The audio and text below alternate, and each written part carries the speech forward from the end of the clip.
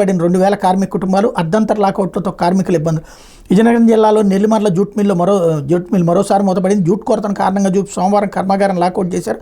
ఇటీవల కాలంలో తరచూ మిల్లును లాకౌట్ చేస్తుండటంతో కార్మికులు ఆందోళన చెందుతున్నారు. మిల్లులో పని లేక వేరే పనికి వెళ్ళలేక కార్మిక కుటుంబాలు యాతన పడుతున్నారు. జూట్ మిల్లో సుమారు 200 మంది రెగ్యులర్, మరో 1800 మంది కాంట్రాక్ట్ కార్మికులు పనిచేస్తున్నారు. ముడిసరుకు కొరతపేట యాజమాన్యం మిల్లును అక్రమంగా మూసివేయడంపై కార్మిక కుటుంబాలు ఆవేదన చెందుతున్నాయి.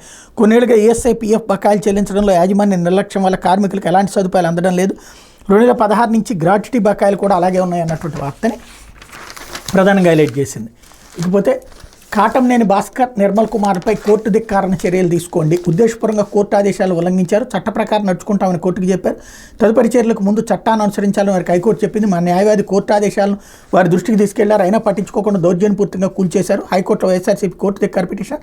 చట్ట ప్రకారం నడుచుకుంటామని కోర్టుకు చెప్పేందుకు విరుద్ధంగా గుంటూరు జిల్లా తాడేపల్లిలో వైఎస్ఆర్సీపీ ప్రధాన కార్యాలయం భవనాన్ని కూల్చివేయడంపై ఆ పార్టీ హైకోర్టును ఆశ్రయించింది. పార్టీ కార్యాలయం కూల్చివేతకు బాధ్యులైన CRDA commissioner Katamneni Bhaskar, Mangalagiri, Tadepalli municipal commissioner Nirmal కుమార్పై కోర్టు ధిక్కరణ చట్టం కింద చర్యలు తీసుకోవాలని కోరుతూ పిటిషన్ దాఖలు చేసింది. వైఎస్ఆర్సీపీ తరఫున పార్టీ గుంటూరు జిల్లా అధ్యక్షుడు ఎం శేషగిరిరావు వ్యాజ్యాన్ని దాఖలు చేశారు.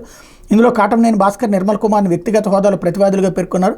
వైఎస్ఆర్సీపీ ప్రధాన కార్యాలయం భవనాన్ని కూల్చివేసేందుకు మున్సిపల్ కమిషనర్ జారీ చేసిన ప్రాథమిక ఉత్తర్వులను సవాల్ చేస్తూ వైఎస్ఆర్సీపీ ఇటీవల హైకోర్టులో పిటిషన్ దాఖలు చేసింది. ఈ వ్యాజ్యం విచారణ సందర్భంగా వైఎస్ఆర్సీపీ భవనం విషయంలో చట్ట ప్రకారం నడుచుకుంటామని ప్రభుత్వ న్యాయవాది కోర్టుకు హామీ ఇచ్చారు. దీన్ని పరిగణలోకి తీసుకున్న హైకోర్టు ఈ భవనం కూల్చివేత విషయంలో తదుపరి చర్యలు చేపట్టే ముందు చట్ట ప్రకారం నడుచుకోవాలని CRDA commissioner Katamneni Bhaskar, municipal commissioner Nirmal కుమార్ని ఆదేశిస్తూ ఈ నెల 21న ఉత్తర్వులు జారీ చేసింది. ఈ ఆదేశాలు వైఎస్ఆర్సీపీ తరఫున సీనియర్ న్యాయవాది పొన్నవోలు సుధాకర్ రెడ్డి లిఖితపూర్వకంగా సిఆర్డీఏ కమిషనర్, మున్సిపల్ కమిషనర్ దృష్టికి తీసుకెళ్లారు. అయినా కోర్టు ఆదేశాలను బేఖాతరు చేస్తూ ఆ మరుసటి రోజు తెల్లారి 5 గంటల సమయంలో పార్టీ ప్రధాన కార్యాలయాన్ని కూల్చేశారు.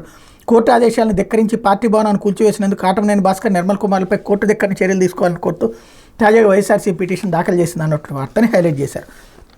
అయిపోతే వైజాగ్ వారియర్స్ విజయం అంటూ ఏపీఎల్లో 3లో బెజవాడ టైగర్స్ మీద 6 వికెట్ల తేడాతో గెలిచింది అన్నటువంటి వార్తని హైలైట్ చేశారు. లేకపోతే ఆంధ్రజ్యోతి నిరుపేద ఇంటికి నడిచొచ్చిన నాయకుడు అంటూ కుక్కి మంచంలో కూర్చుని యోగక్షేమాలు విచారించిన చంద్రబాబు, నాయక్కి వృద్ధాప్య పింఛన్ పంపిణీ, ఆయన భార్యకు వ్యవసాయ కూలీ పెన్షన్, కుమార్తెకు వితంతు పింఛన్ స్వయంగా అందజేసిన సీఎం.